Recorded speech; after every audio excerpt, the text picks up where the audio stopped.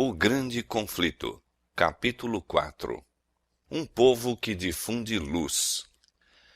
Por entre as trevas que baixaram à terra durante o longo período da supremacia papal, a luz da verdade não poderia ficar inteiramente extinta.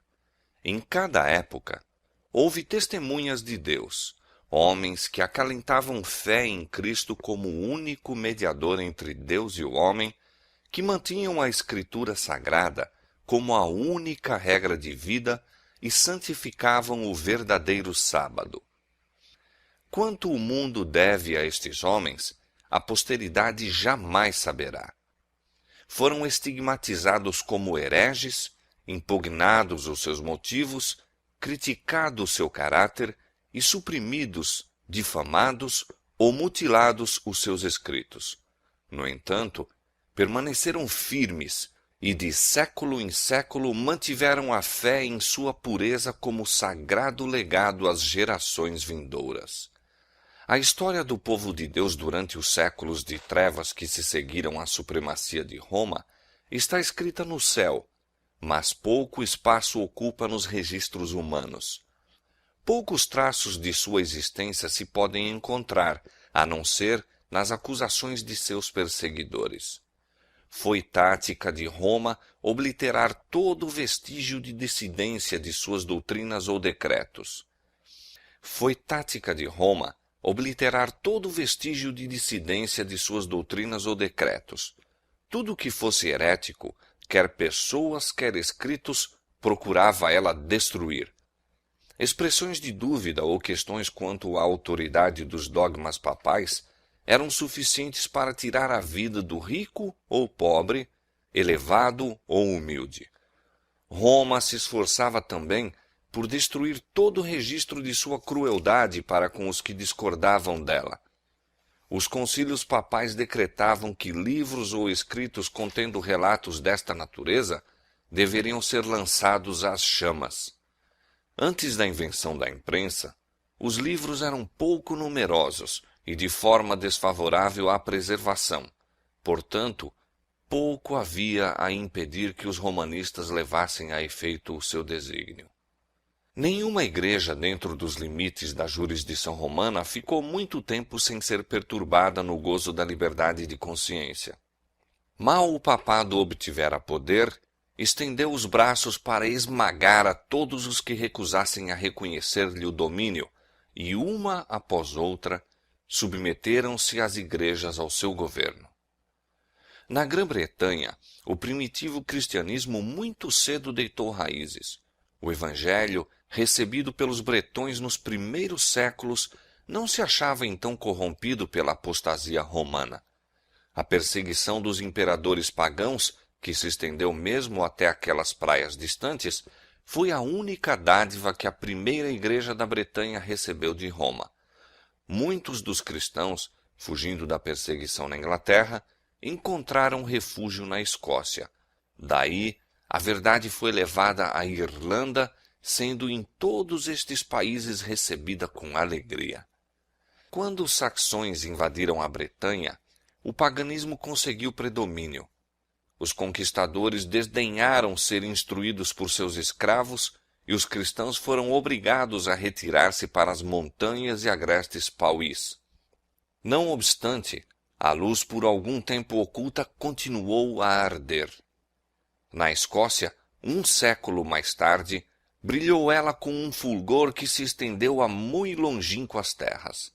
Da Irlanda vieram o piedoso Columba e seus colaboradores, os quais, reunindo em torno de si os crentes dispersos da solitária ilha de Iona, fizeram desta o centro de seus trabalhos missionários. Entre estes evangelistas encontrava-se um observador do sábado bíblico, e assim esta verdade foi introduzida entre o povo. Estabeleceu-se uma escola em Iona, da qual saíram missionários não somente para a Escócia e Inglaterra, mas para a Alemanha, Suíça e mesmo para a Itália. Roma, porém, fixara os olhos na Bretanha e resolvera pô-la sob sua supremacia. No sexto século, seus missionários empreenderam a conversão dos pagãos saxões. foram recebidos com favor pelos orgulhosos bárbaros e induziram muitos milhares a professar a fé romana. O trabalho progredia e os dirigentes papais e seus conversos encontraram os cristãos primitivos. Eloquente contraste se apresentou. Os últimos eram simples, humildes de caráter, doutrina e maneiras segundo as Escrituras, ao passo que os primeiros manifestavam a superstição, a pompa, a arrogância do papado. O emissário de Roma exigiu que estas igrejas cristãs reconhecessem a supremacia do soberano pontífice. Os bretões mansamente replicaram que desejavam amar a todos os homens, mas que o Papa não tinha direito à supremacia na igreja e que eles poderiam prestar-lhe somente a submissão devida a todo seguidor de Cristo. Repetidas tentativas foram feitas para se conseguir sua adesão a Roma, mas esses humildes cristãos, espantados com o orgulho ostentado por seus emissários, firmemente replicavam que não conheciam outro mestre senão a Cristo. Revelou-se então o verdadeiro espírito do papado. Disse o chefe romano: se não receberdes irmãos que vos trazem paz, recebereis inimigos que vos trarão guerra. Se vos não unirdes conosco para mostrar aos saxões o caminho da vida, recebereis deles o golpe de morte. Não era isto simples ameaça. Guerra, intriga e engano foram empregados contra as testemunhas de uma fé bíblica, até que as igrejas da Bretanha foram destruídas ou obrigadas a submeter-se à autoridade do Papa. Em terras que ficavam além da jurisdição de Roma, existiram por muitos séculos corporações de cristãos que permaneceram quase inteiramente livres da corrupção papal. Estavam rodeados de pagãos e, no transcorrer dos séculos, foram afetados por seus erros, mas continuaram a considerar a Escritura Sagrada como a única regra de fé, aceitando muitas de suas verdades. Estes cristãos acreditavam na perpetuidade da lei de Deus e observavam o sábado do quarto mandamento. Igrejas que se mantinham nesta fé e prática existiram na África Central e entre os armênios, na Ásia. Mas dentre os que resistiram ao cerco cada vez mais apertado do poder papal, os valdenses ocuparam posição preeminente. A falsidade e corrupção papal encontraram a mais decidida resistência na própria terra em que o Papa fixara a sede. Durante séculos, as igrejas do Piemonte mantiveram-se independentes, mas afinal chegou o tempo em que Roma insistiu em submetê-las. Depois de lutas inúteis contra a tirania, os dirigentes destas igrejas reconheceram relutantemente a supremacia do poder a que o mundo todo parecia render homenagem. Alguns houve, entretanto, que se recusaram a ceder à autoridade do Papa ou do prelado. Estavam decididos a manter sua fidelidade a Deus e preservar a pureza e simplicidade de fé. Houve separação. Os que se apegaram à antiga fé retiraram-se. Alguns, abandonando os Alpes nativos, alçaram a bandeira da verdade em terras estrangeiras. Outros se retraíram para os vales afastados e fortalezas das montanhas e ali preservaram a liberdade de culto a Deus. A fé que durante muitos séculos fora mantida e ensinada pelos cristãos valdenses estava em assinalado contraste com as falsas doutrinas que Roma apresentava. Sua crença religiosa baseava-se na palavra escrita de Deus, o verdadeiro documento religioso do cristianismo. Mas aqueles humildes camponeses, em seu obscuro retiro, excluídos do mundo e presos à labuta diária entre seus rebanhos e vinhedos, não haviam por si só chegado à verdade em oposição aos dogmas e heresias da Igreja apóstata. A fé que professavam não era nova. Sua crença religiosa era a herança de seus pais. lutavam pela fé da Igreja Apostólica, a fé que uma vez foi dada aos santos. A Igreja no deserto e não a orgulhosa hierarquia entronizada na grande capital do mundo, era a verdadeira Igreja de Cristo, a depositária dos tesouros da verdade que Deus confiara a seu povo para ser dada ao mundo. Entre as principais causas que levaram a Igreja verdadeira a separar-se da de Roma, estava o ódio desta ao sábado bíblico. Conforme fora predito pela profecia, o poder papal lançou a verdade por terra. A lei de Deus foi conculcada no pó enquanto se exaltavam as tradições e costumes dos homens. As igrejas que estavam sob o governo do papado foram logo compelidas a honrar o domingo como dia santo. No meio do erro e superstição que prevaleciam, muitos, mesmo dentre o verdadeiro povo de Deus, ficaram tão desorientados que, ao mesmo tempo em que observavam o sábado, abstinham-se do trabalho também no domingo. Isto, porém, não satisfazia aos chefes papais. Exigiam não somente que fosse santificado o domingo, mas que o sábado fosse profanado. E com a mais violenta linguagem denunciavam os que ousavam honrá-lo. Era unicamente fugindo ao poder de Roma que alguém poderia, em paz, obedecer à lei de Deus. Os valdenses foram os primeiros dentre os povos da Europa a obter a tradução das Sagradas Escrituras. Centenas de anos antes da Reforma, possuíam a Bíblia em manuscrito na língua materna. Tinham a verdade incontaminada, e isto os tornava objeto especial do ódio e perseguição. Declaravam ser a Igreja de Roma a Babilônia apóstata do Apocalipse, e com perigo de vida erguiam-se para resistir às suas corrupções. Opressos pela prolongada perseguição, alguns comprometeram sua fé, cedendo pouco a pouco em seus princípios distintivos, enquanto outros sustentavam firme a verdade. Durante séculos de trevas e apostasia, houve alguns dentre os valdenses que negavam a supremacia de Roma, rejeitavam o culto às imagens como idolatria e guardavam o verdadeiro sábado. Sob as mais atrozes tempestades da oposição conservaram a fé.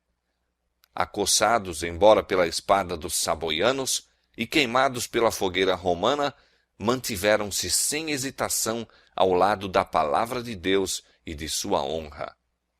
Por trás dos elevados baluartes das montanhas, em todos os tempos refúgio dos perseguidos e oprimidos, os valdenses encontraram esconderijo. Ali conservou-se a luz da verdade a arder por entre as trevas da Idade Média. Ali, durante 1000 anos, testemunhas da verdade mantiveram a antiga fé. Deus providenciara para seu povo um santuário de majestosa grandeza, de acordo com as extraordinárias verdades confiadas à sua guarda. Para os fiéis exilados, eram as montanhas um emblema da imutável justiça de Jeová. Apontavam eles a seus filhos as alturas sobranceiras, em sua imutável majestade, e falavam-lhes daquele em quem não há mudança nem sombra de variação, cuja palavra é tão perdurável como os montes eternos. Deus estabelecera firmemente as montanhas e as cingira de fortaleza. Braço algum, a não ser o do poder infinito, poderia movê-las do lugar. De igual maneira, estabelecera ele a sua lei, fundamento de seu governo no céu e na terra. O braço do homem poderia atingir a seus semelhantes e destruir-lhes a vida, mas esse braço seria tão impotente para desarraigar as montanhas de seu fundamento e precipitá-las no mar, como para mudar um preceito da lei de Jeová ou anular qualquer de suas promessas aos que lhe fazem a vontade. Na fidelidade para com a sua lei, os servos de Deus deveriam ser tão firmes como os outeiros imutáveis. As montanhas que cingiam os fundos vales eram testemunhas constantes do poder criador de Deus e afirmação sempre infalível de seu cuidado protetor. Esses peregrinos aprenderam a amar os símbolos preciosos da presença de Jeová. Não condescendiam com murmurações por causa das agruras da sorte. Nunca se sentiam abandonados na solidão das montanhas. Agradeciam a Deus por haver-lhes provido refúgio da ira e crueldade dos homens. Regozijavam-se diante dele na liberdade de prestar culto. Muitas vezes, quando perseguidos pelos inimigos, a fortaleza das montanhas se provara ser defesa segura. De muitos rochedos elevados entoavam eles louvores a Deus, e os exércitos de Roma não podiam fazer silenciar seus cânticos de ações de graças. Pura, singela e fervorosa era a piedade desses seguidores de Cristo. Os princípios da verdade avaliavam-nos eles acima das casas e terras, amigos, parentes e mesmo da própria vida. Semelhantes princípios ardorosamente procuravam eles gravar no coração dos jovens. Desde a mais tenra infância, os jovens eram instruídos nas Escrituras e ensinava-se-lhes a considerar santos os requisitos da lei de Deus. Sendo raros os exemplares das Escrituras Sagradas, eram suas preciosas palavras confiadas à memória. Muitos eram capazes de repetir longas porções tanto do Velho como do Novo Testamento. Os pensamentos de Deus associavam-se ao sublime cenário da natureza e às humildes bênçãos da vida diária.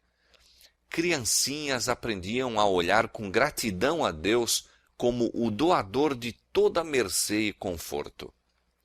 Os pais, ternos e afetuosos como eram, tão sabiamente amavam os filhos que não permitiam que se habituassem à condescendência própria. Esboçava-se diante deles uma vida de provações e agruras, talvez a morte de mártir. Eram ensinados desde a infância a suportar rudezas e a sujeitar-se ao domínio, e, contudo, a pensar e agir por si mesmos. Muito cedo eram ensinados a arrostar responsabilidades, a serem precavidos no falar e a compreenderem a sabedoria do silêncio. Uma palavra indiscreta que deixassem cair no ouvido dos inimigos poderia pôr em perigo não somente a vida do que falava, mas a de centenas de seus irmãos, pois, semelhantes a lobos à caça da presa, os inimigos da verdade perseguiam os que ousavam reclamar liberdade para a fé religiosa. Os valdenses haviam sacrificado a prosperidade temporal por amor à verdade e com paciência perseverante labutavam para ganhar o pão. Cada recanto de terra cultivável entre as montanhas era cuidadosamente aproveitado. Fazia-se com que os vales e as encostas menos férteis das colinas também produzissem. A economia e a severa renúncia de si próprio formavam parte da educação que os filhos recebiam como seu único legado. Ensinava-se-lhes que Deus determinara fosse a vida uma disciplina e que suas necessidades poderiam ser supridas apenas mediante o trabalho pessoal, previdência, cuidado e fé. O processo era laborioso e fatigante, mas salutar. Precisamente o de que o homem necessita em seu estado decaído, escola que Deus proveu para o seu ensino e desenvolvimento. Enquanto os jovens se habituavam ao trabalho e às perezas, a cultura do intelecto não era negligenciada. Ensinava-se-lhes que todas as suas capacidades pertenciam a Deus e que deveriam todas ser aperfeiçoadas e desenvolvidas para o seu serviço. As igrejas valdenses, em sua pureza e simplicidade, assemelhavam-se à igreja dos tempos apostólicos. Rejeitando a supremacia do Papa e prelados, mantinham a Escritura Sagrada como a única autoridade suprema infalível. Seus pastores, diferentes dos altivos sacerdotes de Roma, seguiam o exemplo de seu mestre, que veio não para ser servido, mas para servir. alimentavam o rebanho de Deus, guiando-os às verdes pastagens e fontes vivas de sua santa palavra. Longe dos monumentos da pompa e orgulho humano, o povo congregava-se, não em igrejas suntuosas ou grandes catedrais, mas à sombra das montanhas nos vales alpinos ou, em tempo de perigo, em alguma fortaleza rochosa, a fim de escutar as palavras da verdade proferidas pelos servos de Cristo. Os pastores não somente pregavam o Evangelho, mas visitavam os doentes, doutrinavam as crianças, admoestavam aos que erravam e trabalhavam para resolver as questões e promover harmonia e amor fraternal. Em tempos de paz eram sustentados por ofertas voluntárias do povo, mas, como São Paulo, o fabricante de tendas, cada qual aprendia um ofício ou profissão, mediante a qual, sendo necessário, proveria o sustento próprio. De seus pastores recebiam os jovens instrução. Conquanto se desse atenção aos ramos dos conhecimentos gerais, fazia-se da Escritura Sagrada o estudo principal. Os evangelhos de São Mateus e São João eram confiados à memória, juntamente com muitas das epístolas. Também se ocupavam em copiar as Escrituras. Alguns manuscritos continham a Bíblia toda, outros apenas breves excertos, a que algumas simples explicações do texto eram acrescentadas por aqueles que eram capazes de comentar as Escrituras. Assim se apresentavam os tesouros da verdade durante tanto tempo ocultos pelos que procuravam exaltar-se acima de Deus. Mediante pacientes e incansáveis labores, por vezes nas profundas e escuras cavernas da terra, à luz de archotes, eram copiadas as Escrituras Sagradas, versículo por versículo, capítulo por capítulo. Assim, a obra prosseguia, resplandecendo qual ouro puro a vontade revelada de Deus. E quanto mais brilhante, clara e poderosa era por causa das provações que passavam por seu amor, apenas o poderiam compreender os que se achavam empenhados em obra semelhante. Anjos celestiais circundavam os fiéis obreiros. Satanás incitara sacerdotes e prelados a enterrarem a palavra da verdade sob a escória do erro, heresia e superstição, mas de modo maravilhosíssimo foi ela conservada incontaminada através de todos os séculos de trevas. Não trazia o cunho do homem, mas a impressão divina. Os homens se têm demonstrado incansáveis em seus esforços para obscurecer o claro e simples sentido das Escrituras e fazê-las contradizerem seu próprio testemunho. Porém, semelhante à arca sobre as profundas águas encapeladas, a palavra de Deus leva de vencida as borrascas que a ameaçam de destruição. Assim como tem a mina ricos veios de ouro e prata ocultos por sob a superfície, de maneira que todos os que desejam descobrir os preciosos depósitos devem cavar, assim, as Sagradas Escrituras têm tesouros de verdade que são revelados unicamente ao ardoroso, humilde e devoto pesquisador. Deus destinara a Bíblia a ser um compêndio para toda a humanidade na infância, juventude e idade madura, devendo ser estudada através de todos os tempos. Deu sua palavra aos homens como revelação de si mesmo. Cada nova verdade que se divisa é uma nova revelação do caráter de seu autor. O estudo das Escrituras é o meio divinamente ordenado para levar o homem à mais íntima comunhão com seu Criador e dar-lhe mais claro conhecimento de sua vontade. É o meio de comunicação entre Deus e o homem. Conquanto os valdenses considerassem o temor do Senhor como princípio da sabedoria, não eram cegos no tocante à importância do contato com o mundo, do conhecimento dos homens e da vida ativa para expandir o espírito e avivar as percepções. De suas escolas nas montanhas, alguns dos jovens foram enviados a instituições de ensino nas cidades da França ou Itália, onde havia campo mais vasto para o estudo, pensamento e observação do que nos Alpes nativos. Os jovens assim enviados eram expostos à tentação, testemunhavam o vício, defrontavam-se com os astuciosos agentes de Satanás que lhes queriam impor as mais sutis heresias e os mais perigosos enganos. Mas sua educação, desde a meninice, fora de molde a prepará-los para tudo isto. Nas escolas aonde iam, não deveriam fazer confidentes a quem quer que fosse. Suas verdades eram preparadas de maneira a ocultar seu máximo tesouro, os preciosos manuscritos das Escrituras. A estes, fruto de meses e anos de labuta, levavam consigo, e sempre que o podiam fazer sem despertar suspeita, cautelosamente punham uma porção ao alcance daqueles cujo coração parecia aberto para receber a verdade. Desde os joelhos da mãe, a juventude valdense havia sido educada com este propósito em vista. Compreendiam o trabalho e fielmente o executavam. Ganhavam-se conversos à verdadeira fé nessas instituições de ensino e frequentemente se encontravam seus princípios a penetrar a escola toda. Contudo, os chefes papais não podiam, pelo mais minucioso inquérito, descobrir a fonte da chamada heresia corruptora. O Espírito de Cristo é espírito missionário. O primeiro impulso no coração regenerado é levar outros também ao Salvador. Tal foi o espírito dos cristãos valdenses.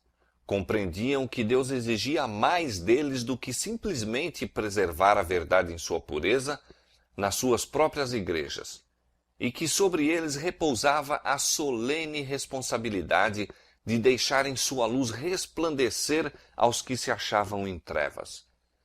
Pelo forte poder da palavra de Deus, procuravam romper o cativeiro que Roma havia imposto.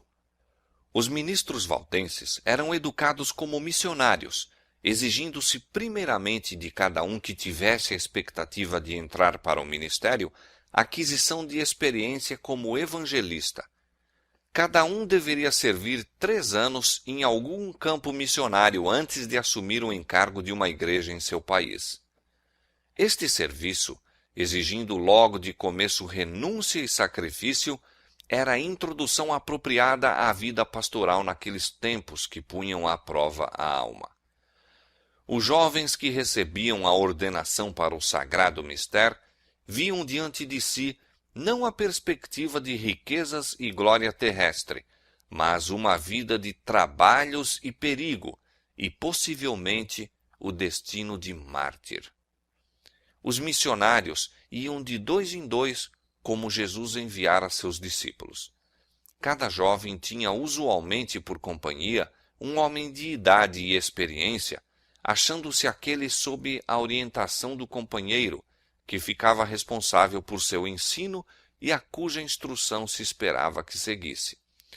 Estes coobreiros não estavam sempre juntos, mas muitas vezes se reuniam para orar e aconselhar-se, fortalecendo-se assim mutuamente na fé. Tornar conhecido o objetivo de sua missão seria assegurar a derrota. Ocultavam, portanto, cautelosamente seu verdadeiro caráter. Cada ministro possuía conhecimento de algum ofício ou profissão, e os missionários prosseguiam na obra sob a aparência de vocação secular. Usualmente escolhiam a de mercador ou vendedor ambulante. Levavam sedas, joias e outros artigos que naquele tempo não se compravam facilmente, a não ser em mercados distantes, e eram bem recebidos como negociantes, onde teriam sido repelidos como missionários. Em todo o tempo seu coração se levantava a Deus, rogando sabedoria, a fim de apresentar um tesouro mais precioso do que o ouro ou joias. Levavam secretamente consigo exemplares da Escritura Sagrada, no todo ou em parte. Quando quer que se apresentasse oportunidade, chamavam a atenção dos fregueses para os manuscritos. Muitas vezes assim se despertava o interesse de ler a palavra de Deus, e alguma porção era de bom grado deixada com os que a desejavam receber. A obra destes missionários começava nas planícies e vales ao pé de suas próprias montanhas, mas estendia-se muito além destes limites. Descalços e com vestes singelas e poentas da jornada como eram as de seu mestre, passavam por grandes cidades e penetravam em longínquas terras. Por toda a parte espalhavam a preciosa verdade. Surgiam igrejas em seu caminho e o sangue dos mártires testemunhava da verdade. O dia de Deus revelará a rica messe de almas enceleiradas pelos labores destes homens fiéis. Velada e silenciosa, a palavra de Deus rompia caminho através da cristandade e tinha alegre acolhida nos lares e corações. Para os valdenses, não eram as Escrituras simplesmente o registro do trato de Deus para com os homens no passado e a revelação das responsabilidades e deveres do presente, mas o desvendar dos perigos e glórias do futuro. Acreditavam que o fim de todas as coisas não estava muito distante, e estudando a Bíblia com oração e lágrimas, mais profundamente se impressionavam com suas preciosas declarações e com o dever de tornar conhecidas a outros as suas verdades salvadoras. Viam o plano da salvação claramente revelado nas páginas sagradas e encontravam conforto, esperança e paz crendo em Jesus. Ao iluminar-lhes a luz o entendimento e ao alegrar-lhes ela o coração, anelavam derramar seus raios sobre os que se achavam nas terras do erro papal. Viam que, sob a direção do Papa e sacerdotes, multidões debalde se esforçavam por obter perdão, afligindo o corpo por causa do pecado da alma. Ensinados a confiar nas boas obras para se salvarem, estavam sempre a olhar para si mesmos, ocupando a mente com a sua condição pecaminosa, vendo-se expostos à ira de Deus, afligindo alma e corpo, não achando, contudo, alívio. Almas conscienciosas eram, destarte, enredadas pelas doutrinas de Roma. Milhares abandonavam amigos e parentes, passando a vida nas celas dos conventos. Por meio de frequentes jejuns e cruéis açoitamentos, por vigílias à meia-noite, prostrando-se durante horas cansativas sobre as lajes frias e úmidas de sua lúgubre habitação, por longas peregrinações, penitências humilhantes e terrível tortura, milhares procuravam debaldadamente obter paz de consciência.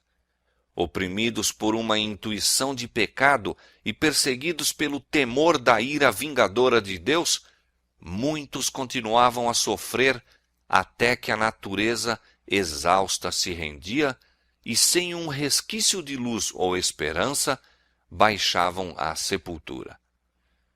Os valdenses ansiavam por partir a estas almas famintas o pão da vida, revelar-lhes as mensagens de paz nas promessas de Deus e apontar-lhes a Cristo como a única esperança de salvação. Tinham por falsa a doutrina de que as boas obras podem expiar a transgressão da lei de Deus. A confiança nos méritos humanos faz perder de vista o amor infinito de Cristo. Jesus morreu como sacrifício pelo homem, porque a raça caída nada pode fazer para se recomendar a Deus. Os méritos de um Salvador crucificado e ressurgido são o fundamento da fé cristã. A dependência da alma para com Cristo é tão real e sua união com Ele deve ser tão íntima como a do membro para com o corpo ou da vara para com a videira. Os ensinos dos papas e sacerdotes haviam levado os homens a considerar o caráter de Deus e mesmo o de Cristo como severo, sombrio e repelente.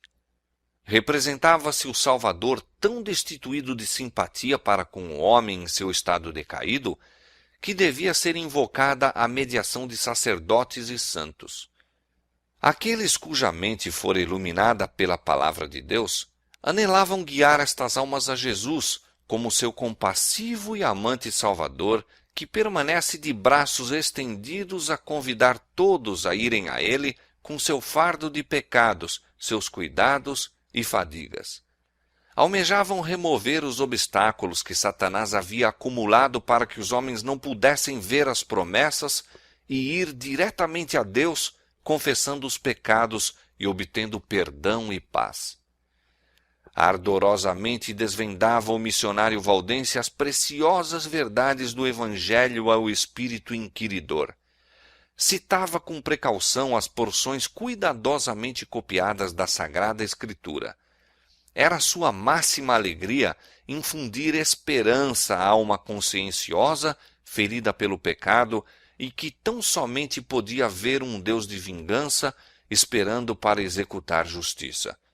Com lábios trêmulos e olhos lacrimosos, muitas vezes, com joelhos curvados, expunha a seus irmãos as preciosas promessas que revelam a única esperança do pecador. Assim, a luz da verdade penetrava muitas almas obscurecidas, fazendo recuar a nuvem lúgubre até que o sol da justiça resplandecesse no coração, trazendo saúde em seus raios. Dava-se a miúde o caso de alguma porção das Escrituras ser lida várias vezes, desejando o ouvinte que fosse repetida como se quisesse assegurar-se de que tinha ouvido bem. Em especial, se desejava de maneira ávida a repetição destas palavras: o sangue de Jesus Cristo, seu Filho, nos purifica de todo o pecado. 1 São João, capítulo 1, verso 7. Como Moisés levantou a serpente no deserto, assim importa que o Filho do Homem seja levantado, para que todo aquele que nele crê não pereça, mas tenha a vida eterna. São João, capítulo 3, versos 14 e 15. Muitos não se iludiam em relação às pretensões de Roma.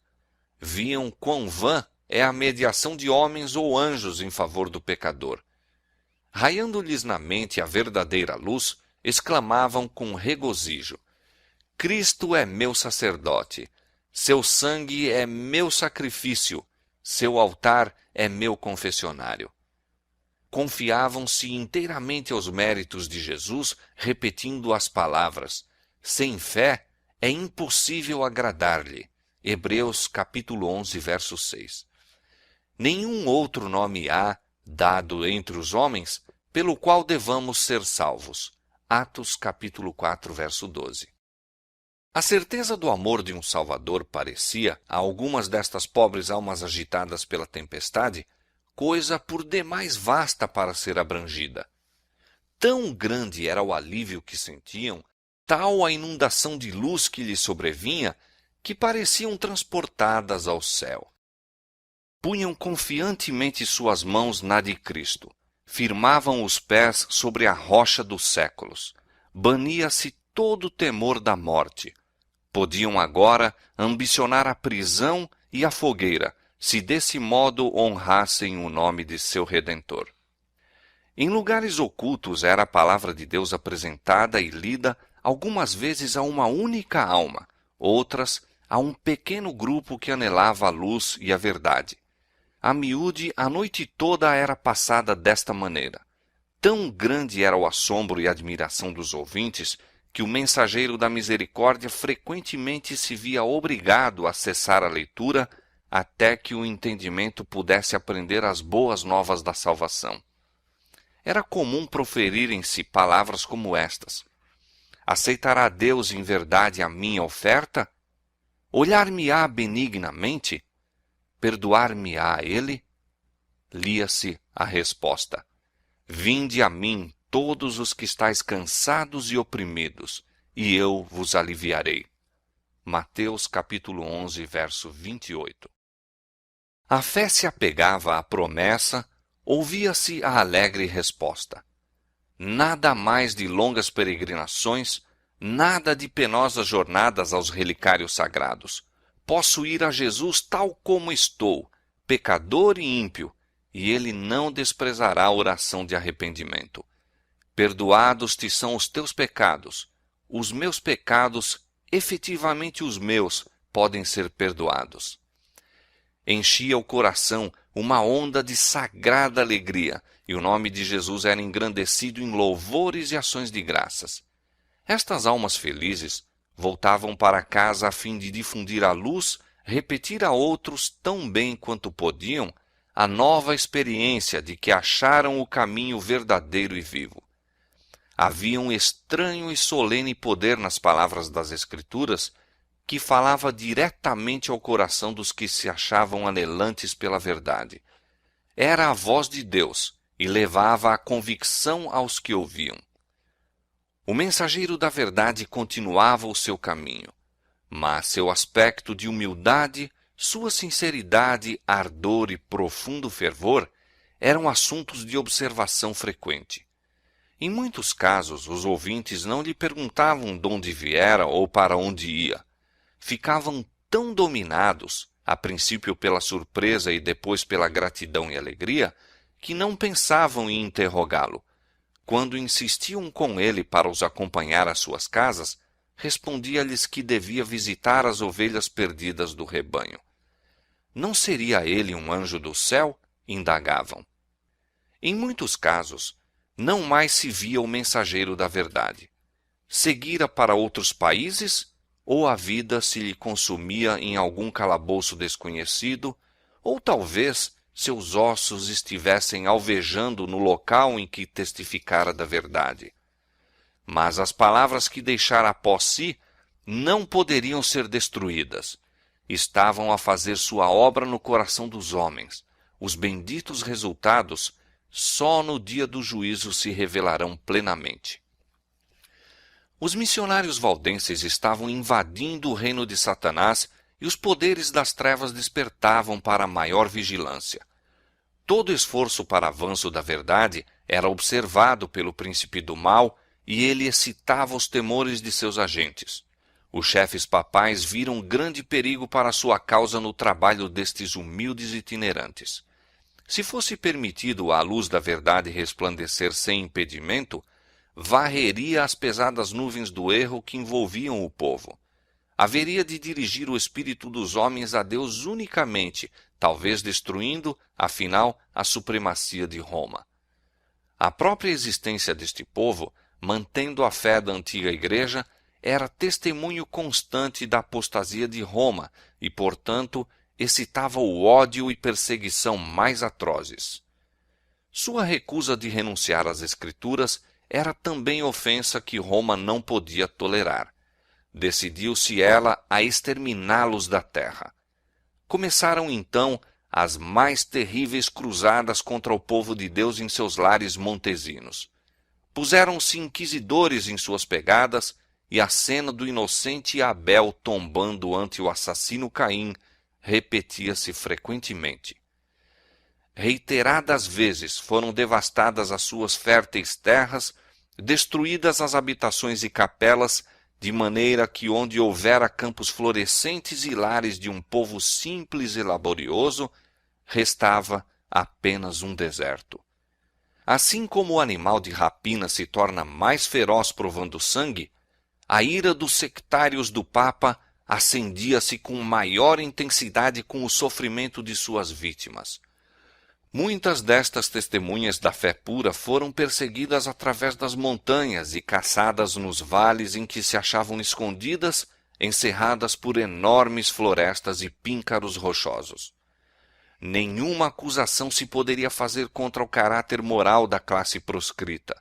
Mesmo seus inimigos declaravam serem eles um povo pacífico, sossegado e piedoso.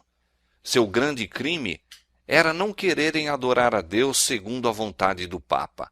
Por tal crime, toda humilhação, insulto e tortura que homens ou diabos podem inventar amontoaram-se sobre eles. Determinando-se Roma a exterminar a odiada seita, uma bula foi promulgada pelo Papa, condenando-os como hereges e entregando-os ao morticínio. Não eram acusados como ociosos, desonestos ou desordeiros, mas declarava-se que tinham uma aparência de piedade e santidade que seduzia as ovelhas do verdadeiro aprisco. Portanto, ordenava ao Papa que aquela maligna e abominável seita de perversos, caso se recusasse a abjurar, fosse esmagada como serpentes venenosas. Esperava o altivo potentado ter de responder por estas palavras? Sabia que estavam registradas nos livros do céu para lhe serem apresentadas no juízo?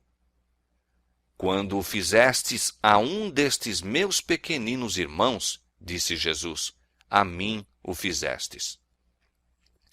Essa bula convocava a todos os membros da igreja para se unirem à cruzada contra os hereges. Como incentivo para se empenharem na obra cruel, absolvia de todas as penas e castigos eclesiásticos, gerais e particulares, desobrigava a todos os que se unissem à cruzada de qualquer juramento que pudessem ter feito, legitimava-lhes o direito a qualquer propriedade que pudessem ter ilegalmente adquirido, e prometia a remissão de todos os pecados aos que matassem algum herege. Anulava todos os contratos feitos em favor dos valdenses, ordenava que seus criados os abandonassem, proibia a toda pessoa dar-lhes qualquer auxílio que fosse e a todos permitia tomar posse de sua propriedade. Este documento revela claramente o espírito que o ditou. É o bramido do dragão e não a voz de Cristo que nele se ouve. Os dirigentes papais não queriam conformar seu caráter com a grande norma da lei de Deus, mas erigiram uma norma que lhes fosse conveniente e decidiram obrigar todos a se conformarem com a mesma porque Roma assim o desejava. As mais horríveis tragédias foram encenadas. Sacerdotes e papas corruptos e blasfemos estavam a fazer a obra que Satanás lhes designava. A misericórdia não encontrava guarida em sua natureza. O mesmo Espírito que crucificou Cristo e matou os apóstolos, o mesmo que impulsionou o sanguinário Nero contra os fiéis de seu tempo, estava em operação a fim de exterminar da terra os que eram amados de Deus. As perseguições desencadeadas durante muitos séculos sobre este povo temente a Deus foram por ele suportadas com uma paciência e constância que honravam seu Redentor. Apesar das cruzadas contra eles e da desumana carnificina a que foram sujeitos, continuavam a mandar seus missionários a espalhar a preciosa verdade. Eram perseguidos até a morte, contudo, seu sangue regava a semente lançada e esta não deixou de produzir fruto. Assim, os valdenses testemunharam de Deus séculos antes do nascimento de Lutero.